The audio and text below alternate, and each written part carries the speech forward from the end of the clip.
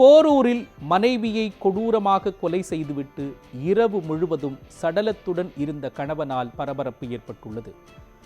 Porur RE நகர் சிவன் கோவில் தெருவைச் சேர்ந்த சத்யா என்கிற சத்யராஜ் என்பவர் கார் டிரைவராக பணிபுரிந்து வந்தார். இவருக்கு ரோஸ்மேரி என்ற பெண்ணுடன் திருமணமாகி சூர்யா, நித்யா என்ற 2 குழந்தைகள் உள்ளனர். இந்நிலையில் முன்தினம் காலை வீட்டில் தூங்கிக் கொண்டிருந்த குழந்தைகள் தங்களது தாயை எழுப்ப முயன்ற பொழுது அவர் மயங்கிய நிலையிலேயே இருந்திருக்கிறார். இதனால் பயந்த குழந்தைகள் அருகிலுள்ள உறவினர் வீட்டிற்கு அழுதபடி சென்றுள்ளனர். உறவினர்கள் வீட்டிற்குள் வந்து பார்த்த பொழுது ரோஸ்மேரி காயங்களுடன் இரத்தம் வடிந்த நிலையில் உயிரிழந்து கிடந்ததைக் கண்டு அதிர்ச்சி அடைந்தனர்.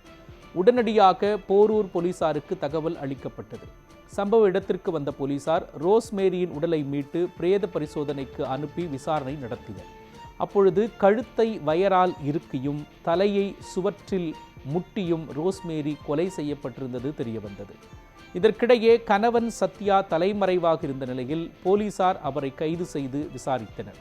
அப்பொழுது சத்யாவின் குடிப்பழக்கம் காரணமாகவும் மனைவி மீது சந்தேகத்தாலும் அடிக்கடி தகராறு செய்து வந்ததாகவும், சம்பவத்தன்று குடிபோதையில் ஏற்பட்ட வாக்குவாதத்தில் மனைவியை கொடூரமாக தாக்கி கொலை செய்ததும் தெரியவந்தது.